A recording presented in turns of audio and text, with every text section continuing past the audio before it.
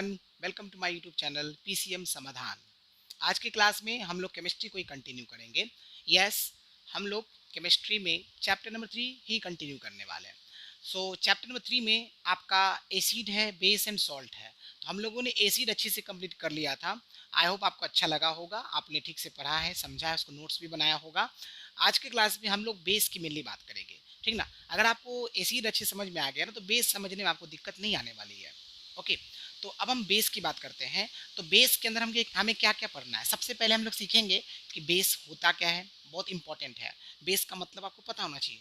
फिर उसके बाद आपके बेसिक ऑक्साइड्स क्या होते हैं, बेसिक हाइड्रोक्साइड्स क्या होते हैं, ये सीखेंगे। फिर अल्कली के बारे में सीखेंगे, ठीक ना। उसके अंदर स्ट्रॉन्ग अल्कली है, वीक अल्कली है, इसके बारे में समझेंगे अच्छे से, ठीक ना। उसके बाद हम लोग जब क्लासिफिकेशन और बेसिस की बात करेंगे, उसमें स्ट्रेंथ के बेसिस पे बात करेंगे, कौन कौन सा बेसिस है। उसके बाद बेसिसिटी के बेसिस पे बात करेंगे कि आपका जो है वो आपका बेसिसिटी, सॉरी, एसिडिटी, एसिडिटी के बेसिस पर, क्योंकि बेसिसिटी आपका एसिड वाले चैप्टर में पढ़ना था, इसमें क्या पढ़ना है, एसिडिटी पढ़ना है। तो एसिडिटी के बेसिस पर आपके जो है कितने तरह के बेसिस होते हैं उसके बारे में पढ़ेंगे। फिर हम लोग प्रिपरेशन ऑफ बेसिस पढ़ेंगे, उसमें हम लोग देखेंगे कि आपका बेस कैसे कैसे बन सकता है, ठीक ना। ओके, और फिर हम लोग क्या देखने वाले हैं, हम लोग जो है इसका फिजिकल प्रॉपर्टी देखेंगे, फिर हम लोग केमिकल प्रॉपर्टी देखेंगे, और फिर हम लोग यूज देखेंगे। और इसमें एक इंपॉर्टेंट जो बहुत ही ज़्यादा क्वेश्चन पूछा जाता है वो है पीएच स्केल वाला। तो पीएच स्केल वाला के हम लोग क्वेश्चंस देखने वाले हैं, ठीक ना। तो बिना टाइम वेस्ट किए हम लोग अच्छे समझते हैं कि बेस होता क्या है। तो आप देख सकते हैं, देखिए, बेस या तो आपका मेटेलिक ऑक्साइड हो सकता है, या फिर आपका मेटेलिक हाइड्रोक्साइड हो सकता है, ठीक ना, या फिर अमोनियम हाइड्रोक्साइड हो सकता है। जो क्या करेगा, हाइड्रोनियम आयन के साथ रिएक्ट करेगा। और ये हाइड्रोनियम आयन किस में होता है, एसिड में होता है। तो आपको क्या देगा, सॉल्ट एंड वाटर देगा। और यहाँ देखिए वो एक वर्ड लिखा हुआ ओनली, यहाँ इसका मतलब क्या है, आपका जो बेस आपका सॉल्ट वाटर दे रहा है उसी को केवल बेस के अंदर कंसीडर करेंगे। यानी कि जो मेटेलिक ऑक्साइड और मेटेलिक हाइड्रोक्साइड और अमोनियम हाइड्रोक्साइड आपको सिर्फ सॉल्ट वाटर देगा, वही आपका बेस कहलाएगा।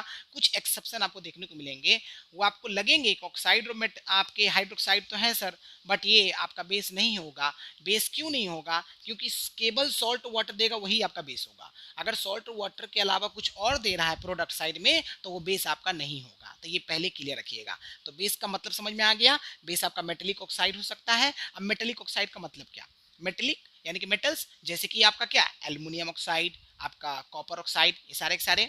अच्छा, मेटेलिक हाइड्रोक्साइड की बात करते हैं, जैसे कि एल्युमिनियम हाइड्रोक्साइड, जिंक हाइड्रोक्साइड, समझ रहे हैं ना। उसके बाद अमोनियम हाइड्रोक्साइड जो कि NH4OH होता है। समझ में आ गया। ओके, इसके अंदर ढेर सारे एग्जांपल नहीं है, बिकॉज ये अमोनियम हाइड्रोक्साइड खुद लिख दिया गया है।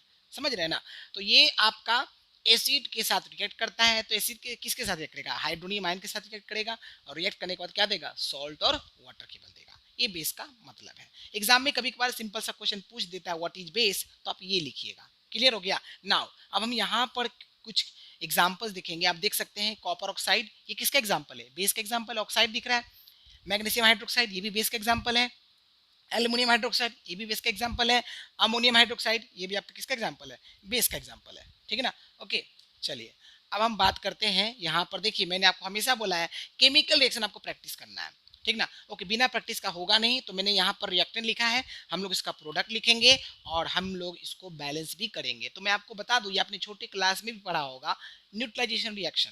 न्यूट्रलाइजेशन रिएक्शन क्या होता है, जब एसिड बेस के साथ रिएक्ट करता है तो हमेशा क्या देगा, सॉल्ट और वाटर ही देगा। तो वही है, तो ये चीज़ कंफर्म है कि आपका सॉल्ट वाटर ही देने वाला है। तो प्रोडक्ट लिखते समय आपको बहुत आसानी से मैं लिख सकता हूँ। क्यों, क्योंकि आपको पता है ना, ये डबल डिस्प्लेसमेंट रिएक्शन का एग्जाम्पल है न्यूट्रलाइजेशन रिएक्शन, ठीक ना। और डबल डिस्प्लेसमेंट रिएक्शन में क्या होता है, आयंस का एक्सचेंज होता है। जैसे देखिए, ये कॉपर ऑक्साइड है, इसमें कॉपर क्या है, कटायन है, और ऑक्साइड क्या, अनायन है। इस HCl में ये जो हाइड्रोजन यानी क्या है, कटायन है, और Cl यानी क्लोराइड आयन क्या, अनायन है। तो ये CuCl के साथ मिलके कंपाउंड बनाएगा, और ये H इस O के साथ मिलके कंपाउंड बनाएगा, एंड सो ऑन। सब में यही हम लोग करने वाले हैं, ठीक ना। ओके, तो आपको यहाँ पर कटायन अनायन को एक्सचेंज करना अच्छे से आना चाहिए। तो देखिए, तो यहाँ क्या बनेगा, सबसे पहले बनेगा CuCl2, साथ में क्या बनेगा, वाटर बनेगा, ठीक है ना। आप याद रखना, हमेशा सॉल्ट वाटर देगा। सॉल्ट आपको लिखना आना चाहिए, वाटर तो आपको रहेगा ही रहेगा सब में, ठीक ना। ओके, चलिए उसमें देखिए क्या बनेगा, मैग्नीशियम सल्फेट बनेगा जो कि MgSO4 है, और साथ में क्या बनेगा, वाटर बनेगा, ठीक है ना। इसमें देखिए क्या बनेगा, एल्युमिनियम नाइट्रेट बनेगा, AlNO3 का होल 3 प्लस का वाटर, ठीक ना। और यहाँ पर देखिए क्या बनेगा, NH4Cl बनेगा, NH4Cl और प्लस का क्या बनेगा, H2O बनेगा। अब इसको बैलेंस कर लीजिए, देखिए कॉपर तो बैलेंस है, क्लोरीन और हाइड्रोजन बैलेंस नहीं है। अगर मैं यहाँ पे 2 लगा दूं तो हाइड्रोजन क्लोरीन आपका बैलेंस हो जाएगा, ठीक ना। मैग्नीशियम तो बैलेंस है, ऑक्सीजन 2 और 4 6 है, सल्फर आपका 1 है, हाइड्रोजन 2 है, 2 2 4 है, तो यहाँ पर 2 लगा दीजिए। जैसे आप यहाँ लगाइएगा 2 तो देखिए आपका हाइड्रोजन 2 2 जा 4 सही है, 4 ऑक्सीजन यहाँ 2 4 और 4 4 और 2 6 ऑक्सीजन है, तो यहाँ देखिए 4 और 2 6 है। मैग्नीशियम सही है, सल्फर भी आपका सही है। एल्युमिनियम बैलेंस है, ऑक्सीजन 3 और 3 6 है, यहाँ 3 3 9 है ना, तो यहाँ पे क्या कीजिए, यहाँ पे 3 लगा के देखिए, तो देखिए 6 और 3 9 हो गया।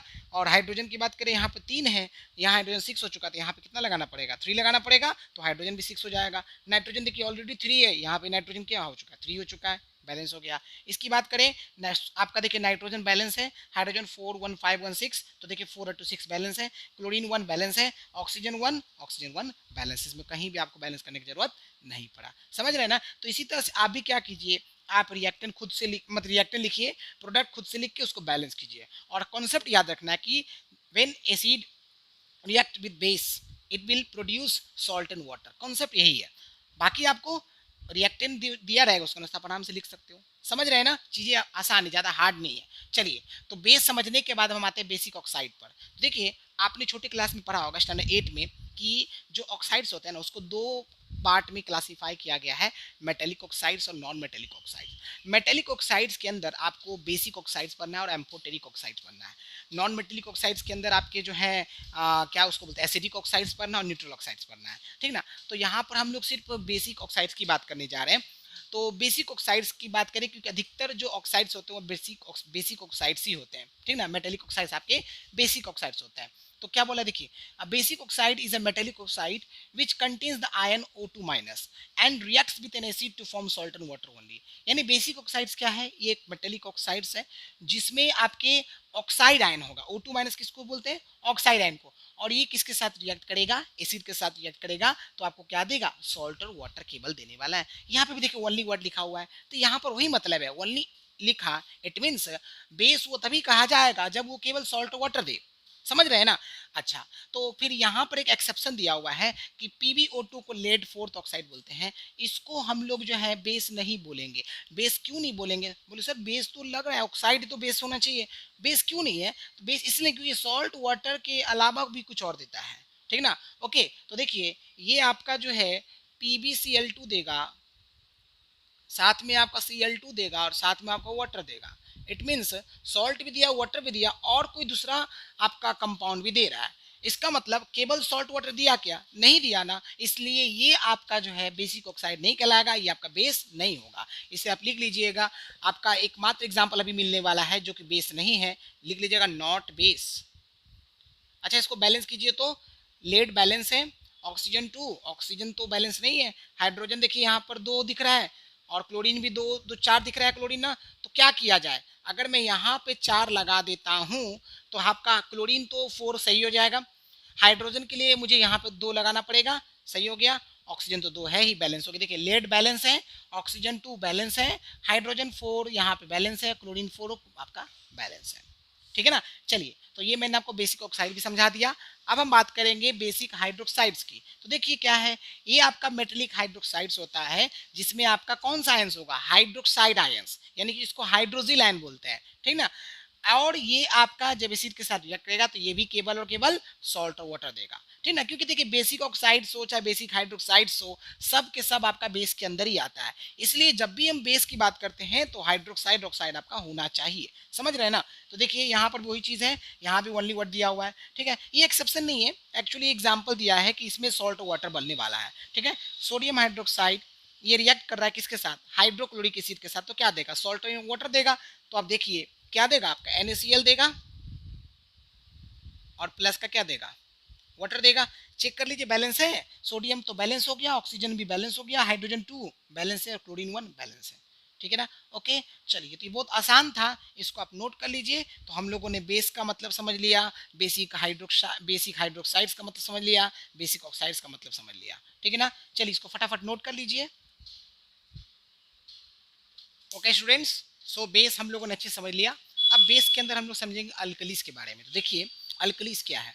अल्कली आपका बेसिक हाइड्रोक्साइड होता है जिसको जब वाटर के साथ डिसॉल्व कराया जाता है तो आपका अल्कली हमेशा हाइड्रोजिल आयन जो है वो प्रोड्यूस करेगा, ठीक ना, जो कि एकमात्र नेगेटिवली चार्ज्ड आयंस है, ठीक ना। यानी अल्कली में आपके ऑक्साइड्स नहीं आएंगे, आपके केवल हाइड्रोक्साइड्स आएंगे, ठीक ना।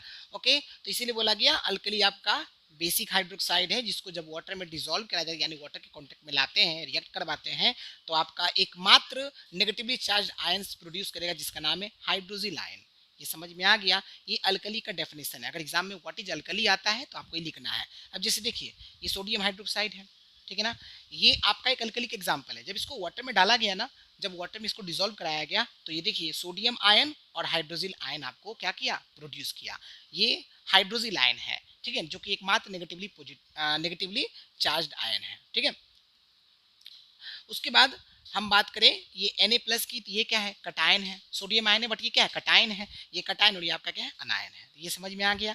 अब बात करते हैं अल्कली को अगर और सिंपल लैंग्वेज में समझे तो इसका मतलब ये है कि अल्कली क्या है, बेस सोल्यूबल इन वाटर, मतलब वे सभी बेसिस जो वाटर में सोल्यूबल हैं वो आपका अल्कली कहलाएगा, ठीक ना। ओके, तो अब आपके दिमाग में क्वेश्चन आएगा कि सर कि सारे बेसिस अल्कली होगा? नहीं, ऐसा नहीं है। मैंने क्या बोला, यहाँ पे लिखा हुआ भी है सारे अल्कली बेसिस हो सकते हैं लेकिन सारे बेसिस अल्कली नहीं होते। All alkalies are bases but all bases are not alkali, ठीक है ना। क्यों? क्योंकि सारे बेसिस वाटर में सोल्यूबल नहीं होते हैं, ठीक ना। आपको यहाँ पर देखिए लिखा हुआ है मैक्सिमम मेटेलिक ऑक्साइड्स और हाइड्रोक्साइड जो होता है वाटर में सोल्यूबल नहीं होते हैं, सिर्फ 3 को छोड़ करके, सोडियम, पोटेशियम और कैल्शियम। अब आपके मन में क्वेश्चन, सर यहाँ पर अमोनियम हाइड्रोक्साइड भी आपने लिखा है। बिल्कुल लिखा है मैंने। तो अमोनियम जो है ये किसी मेटल का नाम नहीं है, ये खुद एक आपका आयंस है, अमोनियम आयन, ठीक ना। ओके, तो सोडियम, पोटेशियम, कैल्शियम इन मेटल्स को छोड़ करके, इनके हाइड्रोक्साइड्स को छोड़ करके बाकी जितने भी मेटेलिक ऑक्साइड्स हैं, हाइड्रोक्साइड्स हैं, सब के सब केवल बेसिस हैं, वो अल्कली आपका नहीं होगा। क्लियर हो गया? ओके, क्योंकि सब के सब वाटर में इनसॉल्युबल होते हैं। तो sodium hydroxide, potassium hydroxide, calcium hydroxide, ammonium hydroxide, ये ही मात्र 4 एग्जांपल्स अल्कली के होते हैं क्योंकि यही जो है आपके वाटर में सॉल्युबल होता है। बाकी इन 4 को छोड़ करके आप सबके बारे में बोल सकते हो इनसॉल्युबल है। क्लियर हो गया? ध्यान रखिएगा, अल्कली के एग्जांपल याद रखना बहुत आसान है, सोडियम, पोटेशियम, कैल्शियम के हाइड्रोक्साइड और अमोनियम हाइड्रोक्साइड, ये मात्र 4 आपके इंपॉर्टेंट अल्कली है। उसमें भी देखिए सोडियम हाइड्रोक्साइड और पोटेशियम हाइड्रोक्साइड ये दोनों स्ट्रॉन्ग अल्कली होता है और ये जो कैल्शियम हाइड्रोक्साइड और ये अमोनियम हाइड्रोक्साइड है ये आपका वीक अल्कली होता है। ये बातें क्लियर हो गया? चलिए, ये तो मैंने आपको समझा दिया। ये फेरिक हाइड्रोक्साइड है, ये आपका जो है कॉपर हाइड्रोक्साइड है, ठीक ना। ओके, तो ये दोनों बेसिस तो है बट अल्कली नहीं है क्योंकि वाटर में इनसॉल्युबल होता है। अब हम बात करते हैं क्लासिफिकेशन ऑफ बेसिस, यानी कि जिस तरह से हम लोगों ने क्लासिफिकेशन ऑफ एसिड्स देखा था, जिसमें हम लोगों ने बात किया था बेसिसिटी के बेसिस पर, है ना, और हम लोगों ने देखा था सोर्सेज के बेसिस पर, इस तरह से हम लोग क्लासिफिकेशन किए थे ना। तो यहाँ पर देखिए आपका स्ट्रेंथ के बेसिस पर क्लासिफिकेशन बेस का किया गया है कि 2 तरह का आपके जो है वो बेसिस होता है, एक होता है स्ट्रॉन्ग अल्कली, एक होता है वीक अल्कली, स्ट्रेंथ के बेसिस पर, ठीक ना। तो स्ट्रॉन्ग अल्कली और वीक अल्कली का मतलब क्या, ठीक ना। स्ट्रॉन्ग मतलब बहुत मजबूत, यहाँ पे ऐसा बात नहीं है। वीक बहुत ज़्यादा कमजोर, ऐसा भी नहीं बोल सकते हैं। यहाँ पर इसका मतलब समझिए अच्छे से। स्ट्रॉन्ग अल्कली मतलब है कि जब आपका वाटर में इसको डाला गया ना तो उस अल्कली का कंप्लीट डिसोसिएशन हो जाए, है ना। कंप्लीट डिसोसिएशन का मतलब क्या, ये आयंस में आपका टूट जाए और आपका हाइड्रोक्साइड, ये जो हाइड्रोजिल आयन इसका कॉन्सेंट्रेशन बहुत ज़्यादा होना चाहिए, ठीक ना। ऐसे अल्कली को बोलेंगे स्ट्रॉन्ग अल्कली। और देखिए वीक अल्कली क्या है, इसमें आपका पार्शियल डिसोसिएशन होता है एक्वा सॉल्यूशन में, यानी जो भी अल्कली होगा जब उसको आप वाटर में डालोगे तो उसका पार्शियल डिसोसिएशन होगा, कंप्लीट डिसोसिएशन नहीं होगा, या फिर आयोनाइजेशन होगा। अब डिसोसिएशन मतलब ब्रेकडाउन होना, आयोनाइजेशन मतलब आयंस में टूटना, दोनों का मतलब यहाँ पर सेम बोलेंगे, ठीक ना। तो यहाँ पर हाइड्रोक्साइड आयन तो बनेगा, हाइड्रोजिल आयन तो बनेगा बट उसका कॉन्सेंट्रेशन लो होगा। कॉन्सेंट्रेशन का मतलब यहाँ पे उसका नंबर जो है बहुत ही कम होगा। तो इसमें देखिए स्ट्रॉन्ग अल्कली में सोडियम हाइड्रोक्साइड, पोटेशियम हाइड्रोक्साइड हो गया, ये इसमें देखिए कैल्शियम हाइड्रोक्साइड और अमोनियम हाइड्रोक्साइड हो गया, ठीक ना। ये दोनों स्ट्रॉन्ग अल्कली है और ये दोनों आपका वीक अल्कली है। तो एग्जाम में कभी डिफरेंसेस लिखने के लिए आता है तो डेफिनेशन आप डिफरेंशिएट कर सकते हो। कीवर्ड याद रखना है, इसमें आपका कंप्लीट डिसोसिएशन होता है, इसमें आपका इनकम्प्लीट डिसोसिएशन होता है या पार्शियल डिसोसिएशन होता है। तो इसमें हाइड्रोक्साइड आयन का जो कंसंट्रेशन है हाई होता है, इसमें हाइड्रोक्साइड आयन का कॉन्सेंट्रेशन आपका लो होता है। इसके एग्जाम्पल स्ट्रॉन्ग अल्कली के सोडियम हाइड्रोक्साइड, पोटेशियम हाइड्रोक्साइड हो गया, और इसके एग्जाम्पल कैल्शियम हाइड्रोक्साइड और अमोनियम हाइड्रोक्साइड हो गया। अब देखिए अगर आपका मान लीजिए स्ट्रॉन्ग अल्कली और वीक अल्कली का आयनिक इक्वेशन लिखने के लिए आ जाए, आयनिक इक्वेशन किसे बोलते हैं, इसी तरह का देखिए ये आयंस में जब हम लोग लिखते हैं इसको, तो देखो कैसे लिखेंगे। सोडियम हाइड्रोक्साइड का तो मैंने आपको ऑलरेडी लिखा दिया है, तो पोटेशियम हाइड्रोक्साइड का अगर हमको लिखना, देखिए KOH लिखना है, ठीक ना, ओके, तो आप कैसे लिखोगे, K+ लिखोगे जो कि कटायन है, और OH- लिखोगे, ठीक है ना, ये हो गया। अब हम कैल्शियम हाइड्रोक्साइड की बात करें, ठीक है, तो इसमें क्या बनेगा आपका Ca2+ बनेगा, और आपका 2OH- बनेगा, ठीक ना। और जब हम अमोनियम हाइड्रोक्साइड की बात करेंगे, तो इस केस में आपका अमोनियम आयन बनेगा, ठीक ना, और आपका जो है हाइड्रोक्साइड आयन बनेगा, ठीक ना। ये ध्यान रखिएगा, अमोनियम आयन है ये तो कैल्शियम मेटल होता है, आपका पोटेशियम मेटल है, सोडियम मेटल है ना। लेकिन आपका अमोनियम कोई मेटल का नाम नहीं है, अमोनियम रेडिकल है जो ग्रुप ऑफ नॉन मेटल से बना हुआ है, नाइट्रोजन और हाइड्रोजन से मिलकर बना हुआ है। आपको नॉलेज की मैं बताता हूँ, याद रखिएगा, केवल 2 ही ऐसे नॉन मेटल है जिसपे कटायन आपको देखने को मिलेगा। आपका एक हो गया हाइड्रोजन आयन जो कि H+ होता है, और एक होता है आपका अमोनियम आयन जो कि NH4+ होता है। समझ में आ गया, इसको ध्यान रखिएगा। तो अभी हमने क्या सीख लिया, अल्कली के बारे में समझ लिया, अल्कली क्या होता है उसका अच्छे से डेफिनेशन समझ लिया। अल्कली से रिलेटेड कुछ इंपॉर्टेंट कॉन्सेप्ट हैं, जितने भी वाटर सोल्यूबल बेसिस होंगे सारे के सारे अल्कली होंगे। तो आपके मैक्सिमम तो है ही नहीं, इसमें 4 ही होता है, तो कौन से 4 अल्कली है वो मैंने आपको अच्छे से बता दिया, समझा दिया। फिर आप लोगों ने देख लिया कि सारे अल्कली बेसिस होते हैं, बट सारे बेसिस अल्कली नहीं होते हैं।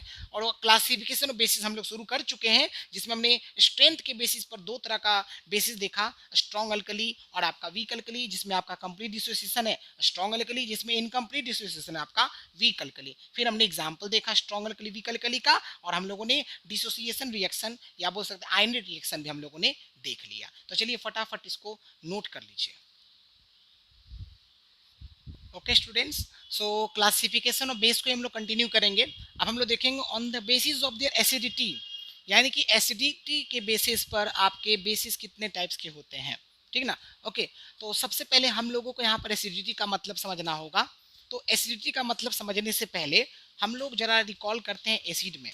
एसिड में हम लोगों ने पढ़ा था बेसिसिटी, एसिड में पढ़ रहे बेसिसिटी और बेस में पढ़ेंगे एसिडिटी, जस्ट अपोजिट, ठीक है। तो बेसिसिटी में आपने क्या देखा था कि आपका एसिड का एक मॉलिक्यूल कितने नंबर ऑफ हाइड्रोनियम आयन आपका प्रोड्यूस करता है, वो उसका बेसिसिटी कहलाता है, उस एसिड का बेसिसिटी कहलाता है। और उसके बेसिस पर हम लोगों ने मोनो बेसिक एसिड, हम लोगों ने डाई बेसिक एसिड, हम लोगों ने ट्राई बेसिक एसिड पढ़ा था। यहाँ पर क्या है कि आपका बेस का एक मॉलिक्यूल कितने नंबर ऑफ हाइड्रोजिल आयंस प्रोड्यूस करता है, उसे उस बेस का क्या बोलेंगे, एसिडिटी बोलेंगे। समझ में आया, ठीक है ना। दूसरा डेफिनेशन दिया हुआ है, लेकिन ये डेफिनेशन बस मैंने आपके नॉलेज के लिए दे दिया है, आप ऊपर वाला ही याद रखिएगा। ये आसान भी है और ये आपके कॉन्सेप्ट को ज़्यादा क्लियर भी करेगा, ठीक ना। ये डेफिनेशन आपको बिल्कुल वो इसकी जैसा ही है कि एसिड का आपका जो है हाइड्रोनियम आयन, कितने नंबर ऑफ हाइड्रोनियम आयन जो है वो आपका बेस के साथ जो है वो रिएक्ट करता है, रिएक्ट करने के बाद आपका सॉल्ट वाटर केबल देगा, उसे एसिडिटी बोलेंगे, ठीक ना। ओके, तो ये थोड़ा कंफ्यूज कर सकता है। तो फिर आपने सर इसको दिया क्यों, तो देखिए मैं आपको बताता हूँ इसके देने के पीछे रीजन है कि मान लीजिए सपोज दैट आपका ऑब्जेक्टिव क्वेश्चन आता है, और उस ऑब्जेक्टिव क्वेश्चन में आपको ये सारा लैंग्वेज दे दे और बाद में बोल दे कि एसिडिटी है कि बेसिसिटी है, तो वहाँ पर आप कंफ्यूज नहीं हो, इसलिए ऑब्जेक्टिव क्वेश्चन के लिए मैंने बस ये क्वेश्चन आपको डाल दिया है। समझ में आ गया। लेकिन जब आपको बेसिसिटी का डेफिनेशन लिखने के लिए आए, एसिडिटी का डेफिनेशन लिखने के लिए आया, बेसिसिटी का तो जो मैंने आपको शुरू में लिखाया है वही आप लिखिएगा। क्लियर हो गया। एसिडिटी का डेफिनेशन ये लिखिएगा, ये आपके बहुत काम का डेफिनेशन है जो सभी तरह के बेस को पहचानने में हेल्प करेगा। समझ में आ गया। तो चलिए अब हम बात करते हैं कि एसिडिटी के बेसिस पर जो आपका बेसिस हैं वो कौन कौन से हैं। मोनो एसिडिक बेस है, डाई एसिडिक बेस है, और ट्राई एसिडिक आपका बेस है। तो देखिए मोनो का मतलब होता है 1, यानी कि हम ऐसे बेस की बात करेंगे जिसके एक मॉलिक्यूल में क्या होगा, केवल और केवल एक हाइड्रोनियम आयन क्या होगा, प्रोड्यूस होगा। देखिए लिखा हुआ है ना, it is a base that dissociates in molten और फ्यूज्ड स्टेट और in aqueous solution to produce one hydroxyl ion in per molecule of that base, है ना। मतलब क्या हुआ कि वह बेस जो आपका एक्वस स्टेट में या फिर आपका मोल्टन स्टेट में डिसोसिएट्स होता है, तो केवल एक हाइड्रोनियम आयन जो है एक मॉलिक्यूल उस बेस का प्रोड्यूस करता है, जैसे कि सोडियम हाइड्रोक्साइड, पोटेशियम हाइड्रोक्साइड। अगर आपसे पूछा जाए कि इसका एसिडिटी कितना है तो आंसर होगा 1। समझ रहे हैं ना, इसका एसिडिटी 1 क्यों, क्योंकि ये केवल और केवल एक हाइड्रोनियम आयन को प्रोड्यूस करेगा। समझ रहे हैं ना। अगर नहीं समझ में आ रहा तो देखिए, जैसे मैं एक एग्जांपल लेता हूं NaOH की। जब इसका डिसोसिएशन होगा तो क्या बनेगा, Na प्लस प्लस का क्या बनेगा, OH माइनस। आप देख रहे हैं केवल और केवल एक हाइड्रोनियम आयन आपका क्या हो रहा है, प्रोड्यूस हो रहा है। समझ में आ गया। तो चलिए अब बात करते हैं डाई एसिडिक बेस। डाई का मतलब क्या होता है, 2 होता है, यानी कि इसमें क्या होगा कि यह वह बेस होगा जो कि मोल्टन स्टेट या एक्व स्टेट में जब वो डिसोसिएट होगा, है ना, तो आपका दो हाइड्रोनियम आयन, सॉरी दो हाइड्रोजिल आयन जो है वो आपका पर मॉलिक्यूल आपका प्रोड्यूस करेगा, जैसे कि कैल्शियम हाइड्रोक्साइड, कॉपर हाइड्रोक्साइड। एक एग्जांपल देखिए, जैसे कि हम कॉपर हाइड्रोक्साइड की बात करते हैं, ठीक है, तो आप देख सकते हैं क्या बनेगा, Cu2 प्लस और आपका 2OH माइनस। अब देख सकते हैं यहाँ पर कितने हाइड्रोजिल आयन बन रहा है, 2 हाइड्रोजिल आयन बन रहा है। मतलब अगर आपका इन बेसिस का एसिडिटी आपसे पूछ ले तो आप क्या बताओगे, 2 बताओगे, ठीक ना। चलिए अब ट्राई एसिडिक बेस की बात करते हैं। तो यहाँ पर देखिए यह वह बेस होता है जो एक्वस सॉल्यूशन या आपका जो मोल्टन सॉल्यूशन होता है, मोल्टन स्टेट होता है, उसमें डिसोसिएट होगा तो आपका 3 हाइड्रोजिल आयन जो है वो प्रोड्यूस करेगा उस बेस का एक मॉलिक्यूल। बहुत सिंपल सा डेफिनेशन है, जैसे कि एल्यूमिनियम हाइड्रोक्साइड, ये फेरिक हाइड्रोक्साइड। आपको समझाने के लिए मैं एक तोड़ के लिख देता हूँ। देखिए देखिए AlOH का होल 3, ठीक है ना। ओके तो देखिए क्या देगा, Al3 प्लस देगा और प्लस 3 हाइड्रोनियम आयन देगा, ठीक ना। तो आप देख रहे हो 3 हाइड्रोनियम आयन बन रहा है। क्लियर हो गया। तो यहाँ पर देखिए एक चीज ध्यान रखिएगा, आपका यहाँ पर केवल एक हाइड्रोक्साइड आयन दिख रहा है तो इसका बेसिसिटी एसिडिटी 1 हो गया। यहाँ पर 2 हाइड्रोक्साइड आयन दिख रहा है तो इसका एसिडिटी 2 हो गया। यहाँ पर 3 हाइड्रोनियम आयन दिख रहा है तो इसका एसिडिटी आपका 3 हो गया। समझ में आ गया, बहुत ही आसान है। तो एग्जाम में आपको क्वेश्चन कभी कभार दे दे direct what is diacidic base, तो आप इसका डेफिनेशन लिखोगे, एग्जाम्पल लिख दोगे, और अगर आप ये आयनिक इक्वेशन लिख देते हो तो और अच्छी बात है। क्लियर हो गया, ठीक है ना, क्योंकि हार्ड नहीं आयनिक इक्वेशन इसका लिखना, ठीक है। और आयनिक इक्वेशन लिखना आपको आना चाहिए, क्योंकि जब हम लोग इलेक्ट्रोलाइसिस चैप्टर पढ़ेंगे ना तो वहां पर आपको आयनिक रिएक्शन लिखना आना चाहिए। क्लियर हो गया। चलिए अब हम बात करते हैं एक आखिरी पॉइंट की, देख लीजिए जो वाटर इनसोल्यूबल हाइड्रोक्साइड है। अब बताइए वाटर इनसोल्यूबल हाइड्रोक्साइड की मतलब बात यही हुआ कि वो बेसिस जो वाटर में आपका इनसोल्यूबल है, ठीक ना। तो जो वाटर इनसोल्यूबल हाइड्रोक्साइड्स होते हैं ना, ठीक ना, उसकी बात करें, उसका एसिडिटी जो है वो इक्वल होता है, किसके इक्वल होता है, number of replaceable hydronium ions के जो उस बेस का एक मॉलिक्यूल में होता है, ठीक ना। तो ये सिंपल सा लॉजिक है। अगर आपका वाटर इनसोल्यूबल हाइड्रोक्साइड्स होगा उसका एसिडिटी किसके इक्वल होगा, number of replaceable hydronium ions के, ठीक ना। तो घुमा फिरा के इसके जैसा ही है, आप कंफ्यूज मत होइए। आपको ये दिया हुआ है तो ये आपके हो सकता है ऑब्जेक्टिव क्वेश्चन में डाल दे, इसलिए मैंने ये लाइन आपको दिया है। और ये बात मैंने आपको बोल दिया है शुरू में ही जब मैंने एसिड पढ़ाया था कि आपके एसिड बेस सॉल्ट में आपको ढेर सारे पॉइंट मिलने वाले होंगे, और आपको इसमें कुछ ऐसा पॉइंट है नहीं कि हम स्किप कर सकते हैं। जो स्किप हो सकता है मैं स्किप कर सकता हूँ, बट यहाँ पे अभी तक मुझे ऐसा कोई खास पॉइंट मिला नहीं जिसको मैं एकदम स्किप कर दूँ। तो आपके लिए सब इंपॉर्टेंट पॉइंट है। चलिए फटाफट इसको नोट कर लीजिए। ओके स्टूडेंट्स, सो अब हम लोग क्या करेंगे, प्रिपरेशन ऑफ बेसिस देखेंगे कि बेस आपका कैसे प्रिपेयर होता है। देखिए यहाँ पर कॉन्सेप्ट आपको दिया हुआ है, अगर आप कॉन्सेप्ट को समझोगे तो आपको रिएक्शन लिखने में ज़्यादा दिक्कत नहीं आने वाली। देखिए यहाँ पर हम लोग सबसे पहले समझेंगे कि बेस का प्रिपरेशन करना है। तो यहाँ पर आपका पहला चीज़ याद रखना, अगर प्रिपरेशन की बात आएगा तो हमेशा प्रोडक्ट साइड में ही बेस आने वाला है। ये क्लियर हो गया, ये आपको दिक्कत नहीं आएगा। अच्छा दूसरा चीज़, अब कॉन्सेप्ट को देखिए, आपको साफ साफ लिखा हुआ है कि पहला जो बेस को तैयार करने के लिए हम लोग कॉन्सेप्ट लगाने वाले वो है मेटल से, ठीक ना। ओके तो देखिए मेटल है, ऑक्सीजन है और आपका बेस है। इट मीन्स सोडियम और ऑक्सीजन आपस में कंबाइन करेगा तो क्या देगा, सोडियम ऑक्साइड देगा। क्या देगा, सोडियम ऑक्साइड, जिसका फॉर्मूला क्या होता है Na2O, ठीक है ना। मैग्नीशियम ऑक्सीजन के साथ कंबाइन करेगा तो क्या देगा, मैग्नीशियम ऑक्साइड, क्या होगा MgO। उसी तरह से आपका जिंक ऑक्सीजन के साथ देगा जिंक ऑक्साइड, आपका जो है कैल्शियम ऑक्सीजन के साथ कंबाइन करेगा तो कैल्शियम ऑक्साइड, आपका पोटेशियम ऑक्सीजन के साथ कंबाइन करेगा तो potassium oxide, and so on. समझ में आ गया। तो इसका मतलब सारे के सारे मेटल्स नहीं आएंगे, आपके वही मेटल्स आएंगे जो जनरली आपके एक्टिविटी सीरीज में हैं। समझ रहे हैं ना। तो उसके बाद हम बात करते हैं अच्छा बैलेंस नहीं किया, तो बैलेंस करने के लिए यहाँ पे 4 लगाइए, यहाँ पे 2 लगा लीजिए, और ये तो बैलेंस हो ही चुका है। अब ये तो ऑलरेडी बैलेंस है, बट यहाँ पे बस 2 लगा दीजिए, यहाँ पे 2 लगा दीजिए, आपका बैलेंस हो जाएगा। कोई दिक्कत नहीं है इसमें ना। चलिए सेकंड आप कॉन्सेप्ट देखिए, जब हम लोग क्या करते हैं रिएक्टिव मेटल्स का रिएक्शन वाटर के साथ करवाते हैं तो आपको बेस बनेगा, यहाँ पर जनरली अल्कली बनता है और साथ में हाइड्रोजन गैस लिबरेट होता है। तो देखिए सोडियम वाटर के साथ कंबाइन किया तो क्या बनाया, सोडियम हाइड्रोक्साइड बनाया और आपका हाइड्रोजन गैस लिबरेट किया, ठीक है ना। पोटेशियम वाटर के साथ कंबाइन किया तो क्या बनाया, पोटेशियम हाइड्रोक्साइड बनाया और हाइड्रोजन गैस आपका लिबरेट हुआ। कैल्शियम वाटर के साथ कंबाइन करेगा तो क्या बनाएगा, कैल्शियम हाइड्रोक्साइड बनाएगा और आपका हाइड्रोजन गैस लिबरेट करेगा। तो देखिए सोडियम बैलेंस है, हाइड्रोजन बैलेंस नहीं है, ऑक्सीजन बैलेंस है। तो हाइड्रोजन बैलेंस नहीं है, तो हाइड्रोजन बैलेंस करने के लिए हम क्या कर सकते हैं, अगर मैं यहाँ पे 2 लगा दूँ तो यहाँ भी हमको 2 लगाना पड़ेगा और यहाँ भी हमको 2 लगाना पड़ेगा। देखिए सोडियम तो बैलेंस हो गया, हाइड्रोजन 2 2 4, 2 यहाँ 2 यहाँ 4, ऑक्सीजन तो बैलेंस हो गया। तो सोडियम पोटेशियम भाई भाई, तो यहाँ 2 लगाओ, यहाँ 2 लगाओ और यहाँ 2 लगाओ, ठीक है ना। कभी कभार आपको देखने को क्या मिलेगा, सब जगह 2 आ जाएगा। अरे झूठ मूठ का सब जगह 2 क्यों लगा रहे हो, अगर सब जगह 2 आ रहा है तो 2 हटा दीजिए। यहाँ पे 2 है बट यहाँ पे 2 नहीं है, इसलिए आपका ये गलत नहीं है। लेकिन कभी कभार बच्चा जानबूझ के लिख देता है यहाँ पे 2 यहाँ 2 यहाँ 2, या जानबूझ के या गलती से लिखा गया, जो भी रीजन हो। आप ऐसा गलती मत कीजिएगा कि सब जगह 2 2 2 डाल दिए अपने मन से, हो गया बैलेंसर, नहीं, सब जगह से 2 हट जाएगा आराम से, समझ रहे हैं ना। ये ध्यान रखिएगा बैलेंस करते समय। सोडियम पोटेशियम भाई भाई। अब कैल्शियम वाटर की बात करें तो कैल्शियम तो बैलेंस है, हाइड्रोजन देखिए 2 2 4 है, ऑक्सीजन तो एक ही है, यहाँ पर ऑक्सीजन 2 है, क्या करे भाई।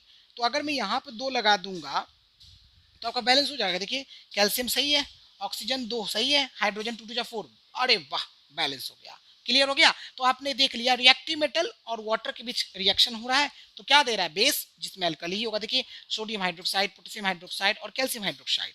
अब यहाँ अमोनियम क्यों नहीं आया, क्योंकि अमोनियम कोई मेटल का नाम थोड़े है, वो तो रेडिकल है, समझ रहे कि नहीं समझ रहे हैं, ठीक ना। और हाइड्रोजन गैस इसलिए आप वाटर लगा दिया, क्लियर हो गया। अब बात करते हैं इसकी, देखिए वाटर का रिएक्शन करवाना है सोल्यूबल मेटेलिक ऑक्साइड के साथ, है ना, ये सोल्यूबल मेटेलिक ऑक्साइड्स है, ठीक है, ओके। तो इसका मतलब हम बात करेंगे, अच्छा अब आपके दिमाग में सर अल्कली जो है ये आएगा अल्कली के अंदर, अरे नहीं बाबू, अल्कली में तो हाइड्रोक्साइड्स आते हैं, ये वाटर सोल्यूबल है, बट ये बेस जो है बेस आपका ये अल्कली नहीं कहलाएगा, क्योंकि अल्कली के अंदर सिर्फ हाइड्रोक्साइड्स आते हैं, समझ में आ गया, ओके। तो ध्यान रखिएगा ये वाटर सोल्यूबल है, ठीक है। तो ये सोडियम ऑक्साइड वाटर मिलके क्या बनाएगा, बेस यानी अल्कली, कौन सा अल्कली बनाएगा, सोडियम हाइड्रोक्साइड बनाएगा। पोटेशियम सोडियम भाई भाई, तो पोटेशियम हाइड्रोक्साइड बनाएगा। और कैल्शियम ऑक्साइड और वाटर मिलके क्या बनाएगा, कैल्शियम हाइड्रोक्साइड बनाएगा, ठीक है ना। अगर मैं इसका यहाँ पर बेसिस एसिडिटी पूछ लूँ, यहाँ पे 2, इन दोनों का 1, कोई दिक्कत नहीं। सोडियम बैलेंस है, नहीं है भाई, हाइड्रोजन बैलेंस है, नहीं है, क्या करें, यहाँ पे 2 लगा दें, चेक कीजिए तो सोडियम बैलेंस, ऑक्सीजन 2 सही है, हाइड्रोजन 2, अरे वाह। सोडियम पोटेशियम भाई भाई, तो यहाँ पे 2 लग जाएगा। कैल्शियम बैलेंस है, ऑक्सीजन 2 2 4 बैलेंस है, 2 2 यहाँ 2 और यहाँ 2, मतलब 2 यहाँ है 2 यहाँ बैलेंस है, और हाइड्रोजन यहाँ पे 2 यहाँ पे 2, अरे वाह बैलेंस हो गया, कोई दिक्कत ही नहीं आ रहा है, समझ में आ रहा है ना। अब हम बात करते हैं बाय डबल डिकम्पोजिशन।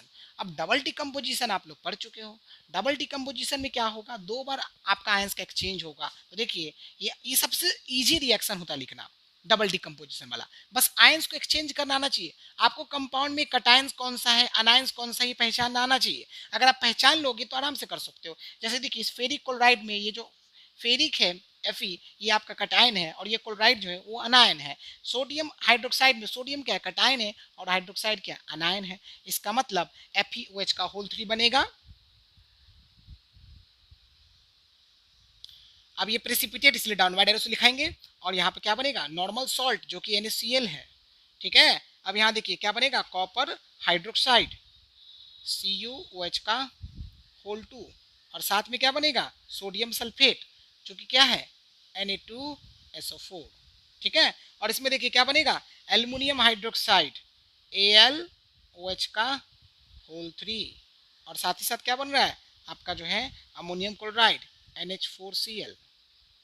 कॉन्सेप्ट आप देखिए, बेसिक हाइड्रोक्साइड भी बेस के अंदर ही आता है ना, तो ये तीनों तीनों बेस ही तो है, और ये आपका नॉर्मल सॉल्ट है। कॉन्सेप्ट समझ में आ रहा है। तो आपने क्या, अच्छा बैलेंस करना बाकी है, तो देख लीजिए आयरन बैलेंस है, क्लोरीन आपका 3, अरे क्लोरीन बैलेंस नहीं है, क्या करे भाई। अगर मैं यहाँ पे 3 लगा देता हूँ सपोज दैट, तो यहाँ पे हमको 3 लगाना पड़ेगा, अब चेक कीजिए तो आयरन तो बैलेंस हो गया, क्लोरीन आपका 3, हाँ बैलेंस हो गया, सोडियम 3 बैलेंस हो गया, आपका ऑक्सीजन 3, अरे वाह हाइड्रोजन भी 3 बैलेंस हो गया, कॉपर बैलेंस है, सल्फर आपका बैलेंस है, ऑक्सीजन 4 1 5 2 और 4 6 है, सोडियम 2 है। तो अगर मैं यहाँ पे 2 लगा दूं तो सोडियम तो बैलेंस हो जाएगा, सल्फर बैलेंस तो है ही ऑलरेडी, ऑक्सीजन देखिए 4 2 6, 4 2 यहाँ 4 यहाँ बैलेंस हो गया, और हाइड्रोजन 2 बैलेंस हो गया। इसकी बात करें तो यहाँ पर देखिए Cl3 है तो यहाँ पे 3 लगाइए, तो क्लोरीन बैलेंस हो गया, एल्युमिनियम बैलेंस हो गया, NH4 नाइट्रोजन अब आपका 3 हो गया ना, तो यहाँ पे 3 लगाना पड़ेगा ना, नाइट्रोजन 3, और 4 1 5 3 जा 15, ये देखिए 4 3 जा 12 12 3 15 बैलेंस हो गया। क्लियर हो गया।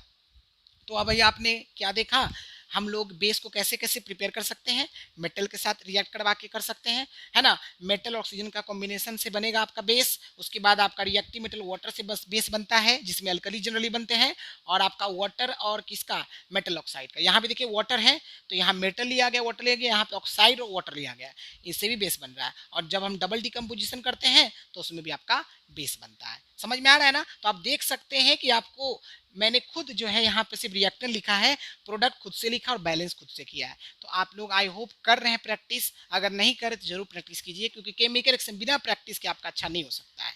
क्लियर हो गया। तो चलिए इसको नोट कर लीजिए। ओके स्टूडेंट्स, सो अब हम लोग कुछ और देख लेते हैं प्रिपरेशन बेसिस का। क्या है इसमें, देखिए यहाँ पर लिखा हुआ है by the action of oxygen on metal sulphides, यानी कि मेटेलिक सल्फाइड का रिएक्शन अगर ऑक्सीजन के साथ करवाया जाता है तो उससे भी बेस बनता है, क्योंकि बेस का पहचान है ऑक्साइड्स और हाइड्रोक्साइड्स। ठीक है ना। तो देखिए फटाफट, बहुत आसान है, हम लोग इसमें टाइम वेस्ट नहीं करेंगे।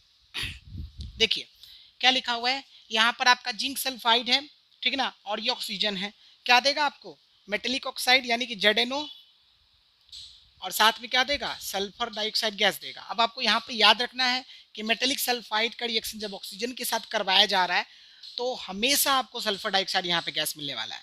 ठीक है ना। ओके चलिए, उसके बाद लेड सल्फेट सल्फाइड की बात करेंगे, ऑक्सीजन के साथ रिएक्शन होगा तो क्या देगा आपका, लेड ऑक्साइड देगा PbO, और साथ में आपको सल्फर डाइऑक्साइड गैस देगा। ये गैस है तो आप वाइड एरो लगा दीजिए। ठीक है ना। आप चेक कीजिए बैलेंस है क्या, जिंक तो बैलेंस है, सल्फर भी बैलेंस है, ऑक्सीजन आपका बैलेंस नहीं है। तो क्या किया जाए बाबू, अगर मैं यहाँ पर 2 लगा दूं, यहाँ पर मैं 2 लगा दूं तो क्या बैलेंस हो जाएगा, जिंक यहाँ पर 2 हो नहीं हुआ है, 2 करना पड़ेगा, तो फिर यहाँ भी 2 लगाना पड़ेगा। नो नो नो नो, रुक जाइए 1 मिनट, जिंक तो बैलेंस मैंने कर लिया, सल्फर आपका 2 सल्फर बैलेंस नहीं है। ठीक है, तो फिर आपका क्या गड़बड़ हो रहा है, इसको चेक करते एक बार, 1 मिनट रुक जाइए।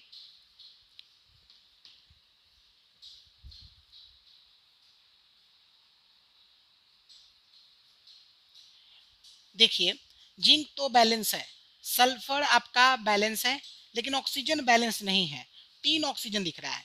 ठीक ना। तो इसका मतलब अगर मैं यहाँ पर 3 लगा देता हूँ तो ऑक्सीजन हमारा 6 हो गया। तब यहाँ पर देखिए ऑक्सीजन कितना है, ऑक्सीजन तो आपका केवल 3 ही दिख रहा है, ऑक्सीजन तो बैलेंस हो गया, लेकिन यहाँ तो 6 ऑक्सीजन है। तो क्या करें, तो अगर मैं यहाँ पर 2 लगा दूँ, यहाँ भी 2 लगा दूँ, और यहाँ भी 2 लगा दूँ, तो देखिए जिंक का बैलेंस हो गया, सल्फर 2 हो गया, ऑक्सीजन 3 2 6 हो गया। हाँ सही तो कर रहे थे, यहाँ पे आपका ऑक्सीजन 2 2 4 और 2 6 हो गया। सेम इसके साथ भी होगा, यहाँ पे 2 लेड होगा तो यहाँ भी 2 लेड होगा, सल्फर 2 है तो सल्फर 2 होगा, ऑक्सीजन देखिए यहाँ 2 और यहाँ 4 6 है तो यहाँ पे 3 लगाना पड़ेगा, बैलेंस हो गया। क्लियर हो गया। ओके चलिए, तो पहला बार आपने देख लिया कि मेटेलिक सल्फाइड का रिएक्शन ऑक्सीजन के साथ करवाया जा रहा है तो बेस दे रहा है जो कि मेटेलिक ऑक्साइड है, और आपका सल्फर डाइऑक्साइड गैस बन रहा है। ठीक ना। ओके चलिए नेक्स्ट हम बात करते हैं बाय डिकम्पोजिशन ऑफ सॉल्ट्स, यानी कि सॉल्ट्स का डिकम्पोजिशन करेंगे। तो देखिए कैल्शियम कार्बोनेट का डिकम्पोजिशन हो रहा है तो बेसिक ऑक्साइड्स और कार्बन डाइऑक्साइड गैस दे रहा है, तो क्या देगा, यहाँ पर देगा कैल्शियम ऑक्साइड देगा ना, और गैस कौन सा देगा, कार्बन डाइऑक्साइड देगा, ये आप इसको लिख दीजिए। ठीक है ना। उसी तरह से कॉपर कार्बोनेट है तो CuO देगा, और आपका साथ में क्या देगा, आपका जो है कार्बन डाइऑक्साइड गैस देगा। ठीक है ना। अब एक चीज देखिए, क्या ये बैलेंस है, हाँ बैलेंस है, कैल्शियम बैलेंस है, कार्बन भी बैलेंस है, ऑक्सीजन भी बैलेंस है, कॉपर भी बैलेंस है, कार्बन भी बैलेंस है, ऑक्सीजन भी बैलेंस है। देखिए यहाँ पे लिखा हुआ है सोडियम कार्बोनेट और पोटेशियम कार्बोनेट हीट करने पर डिकम्पोज नहीं होता है, यानी कि आप सोडियम कार्बोनेट और पोटेशियम कार्बोनेट को आप हीट करके ये मत लिख दीजिएगा, वो हीट करने पर डिकम्पोज होगा ही नहीं, डिकम्पोज मतलब वो ब्रेक डाउन नहीं होगा, उसका डिकम्पोजिशन नहीं होगा। तो जब डिकम्पोजिशन नहीं होगा तो ये आपके नहीं बनने वाले हैं। समझ में आ गया? जिंक कार्बोनेट होगा तो जिंक ऑक्साइड और कार्बन डाइऑक्साइड बनेगा। क्लियर हो गया? ठीक है ना। मैग्नीशियम कार्बोनेट होगा तो मैग्नीशियम ऑक्साइड और कार्बन डाइऑक्साइड बनेगा। क्लियर हो गया? जिसका पॉसिबल हुआ मैं आपको बताते जा रहा हूँ। अब हम बात करते हैं मेटल नाइट्रेट की। तो देखिए बेसिक ऑक्साइड जो कि बेस है, नाइट्रोजन डाइऑक्साइड गैस और ऑक्सीजन गैस, ये तो बहुत ही फेमस है। ठीक है ना। तो देखिए कैल्शियम नाइट्रेट है तो क्या देगा, कैल्शियम ऑक्साइड CaO और नाइट्रोजन डाइऑक्साइड देगा और यहाँ पर ऑक्सीजन गैस देगा। ठीक है ना, दोनों के दोनों गैस ही है। उसके बाद यहाँ पर देगा जिंक ऑक्साइड, साथ में देगा नाइट्रोजन डाइऑक्साइड और ऑक्सीजन गैस देगा। ठीक है ना। ओके, तो देखिए आप लोग एक सिंपल सा एग्जांपल देखिए, सिंपल तो नहीं बोलेंगे बट ये एग्जांपल बहुत ही फेमस है। PbNO3 का होल 2 लेड नाइट्रेट है ना। ओके, क्या देता है ये, लेड ऑक्साइड देता है, साथ में आपका नाइट्रोजन डाइऑक्साइड देता है और साथ में आपका ऑक्सीजन देता है। ठीक है ना। ओके, तो ये छोटे क्लास में आपने देखा होगा, ये आपका बैलेंस करने का तरीका भी मैंने बताया है, 2 2 जा 4। ओके, ये हो गया बैलेंस, सब में ही होगा 2 2 जा 4, 2 2 जा 4। यहाँ भी क्या हो गया, 2 2 जा 4, आपका बैलेंस हो गया। बहुत ही फेमस है ये। ठीक है ना। ओके, तो चलिए देखिए आप इसको नोट कर लीजिए। अब हम बात करते हैं सोडियम नाइट्रेट और पोटेशियम नाइट्रेट की। ये जो है ये मेटल ऑक्साइड नहीं देता है जब इसका डिकम्पोजिशन होता है। तो आपको ध्यान रखना है, इसमें जो नोट करके लिखा हुआ है ना, इससे क्वेश्चन बनेगा, आपसे क्वेश्चन पूछ देगा कि बताइए दो कार्बोनेट का नाम बताइए, है ना, जो हीट करने पर डिकम्पोज नहीं होता है। तो सोडियम पोटेशियम, भाई भाई sodium carbonate potassium carbonate, simple सा क्वेश्चन है। उसी तरह से यहाँ पे भी देखिए कौन से दो नाइट्रेट है जो डिकम्पोज होने पर मेटेलिक ऑक्साइड नहीं देता है, तो सोडियम नाइट्रेट और पोटेशियम नाइट्रेट। ठीक है ना, समझ रहे हैं ना। ओके, चलिए तो अब हम बात करते हैं एक्चुअली पोटेशियम नाइट्रेट को जब डिकम्पोज करते हैं ना, तो पोटेशियम नाइट्रेट ये नहीं देगा, लेकिन आपको पोटेशियम नाइट्राइट और ऑक्सीजन गैस देता है। ठीक है ना। ओके, आपके नॉलेज के लिए बता दूं कि जब ये पोटेशियम नाइट्रेट को क्या किया जाता है, डिकम्पोज किया जाता है, तो ये देता है पोटेशियम नाइट्राइट, KNO2 प्लस का ऑक्सीजन देता है। चेक कर लीजिए, पोटेशियम तो बैलेंस है, नाइट्रोजन आपका बैलेंस है, ऑक्सीजन बैलेंस नहीं है, तो यहाँ पे 2 लगाइए तो यहाँ पे 2 लग जाएगा। अब देखिए पोटेशियम 2 हो गया, नाइट्रोजन 2 हो गया, ऑक्सीजन 3 2 जा 6, तो 2 2 जा 4 2 6 हो गया। समझ में आया? तो डिकम्पोज करने पर आपको ये मिलता है। ठीक है ना, डिकम्पोज करने पर आपको ये नहीं मिलता है। तो ध्यान रखिएगा आप। यहाँ पर देखिए आपका मेटेलिक ऑक्साइड दिया क्या, नहीं ना दिया, ये पोटेशियम नाइट्राइट बन गया, सोडियम नाइट्राइट बन जाएगा। समझ में आ रहा है? इसको थोड़ा सा ध्यान रखिएगा, बहुत इंपॉर्टेंट चीज़ है ये। ठीक है ना। अब आखिरी देखिए अमोनियम हाइड्रोक्साइड की बात करते हैं कि हमारा अमोनियम हाइड्रोक्साइड कैसे बनेगा। जब अमोनिया को हम वाटर में डालेंगे तो बनेगा अमोनियम हाइड्रोक्साइड, इसी को अमोनियम सोल्यूशन बोलते हैं, NH4OH। ठीक है ना। आपको पता होना चाहिए अमोनिया जो है वाटर में एक्सट्रीमली सोल्यूबल होता है, बहुत ज़्यादा वाटर में अमोनिया गैस क्या है, सोल्यूबल है। क्लियर हो गया? ओके, चलिए बैलेंस कर लीजिए। नाइट्रोजन तो बैलेंस है, हाइड्रोजन 3 2 5 आपका बैलेंस है, ऑक्सीजन भी आपका बैलेंस है। ओके, तो इस तरह से स्टूडेंट्स आपने देखा कि हम लोगों ने प्रिपरेशन ऑफ बेसिस भी कर लिया, जिसमें मैंने हर तरह का प्रिपरेशन आपको बता दिया है। ठीक ना। और आपको मैं अभी भी बोल रहा हूँ, बार बार बोलूँगा ये कि केमिकल रिएक्शन जरूर प्रैक्टिस कीजिए। अगर प्रैक्टिस करेंगे तभी होगा, क्योंकि केमिस्ट्री में केमिकल रिएक्शन एक कंप्लीट इन्फॉर्मेशन देता है। अगर आप केमिस्ट्री में केमिकल रिएक्शन को जितना ज़्यादा डालोगे उतना ज़्यादा आपका आंसर जो है सही भी माना जाएगा और उतना बढ़िया आपको मार्क्स भी आएगा। ठीक ना। तो अभी तक हम लोगों ने क्या क्या पढ़ लिया, फटाफट रिकॉल कर लेते हैं, क्योंकि अभी बेस आपका खत्म नहीं हुआ, अभी और भी बहुत कुछ पढ़ना बाकी है। हम लोगों ने बेस का मतलब समझा, बेसिक ऑक्साइड्स का मतलब समझा, बेसिक हाइड्रोक्साइड्स का मतलब समझा, अल्कली का मतलब समझा डिटेल में। फिर हम लोगों ने क्लासिफिकेशन ऑफ बेसिस देखा, जिसमें स्ट्रेंथ के बेसिस पर बात किया, स्ट्रॉन्ग अल्कली, वीक अल्कली। फिर हम लोगों ने एसिडिटी का बात किया, एसिडिटी के बेसिस पर हम लोगों ने monoacidic base, diacidic base, triacidic base का बात किया। फिर हम लोगों ने प्रिपरेशन ऑफ क्या देखा, बेसिस देखा, जिसमें आपके टोटल 7 मैंने तरीके बताए हैं। क्लियर हो गया? ओके, तो आप इसको प्रैक्टिस कीजिए। चलिए फटाफट इसको नोट कर लीजिए।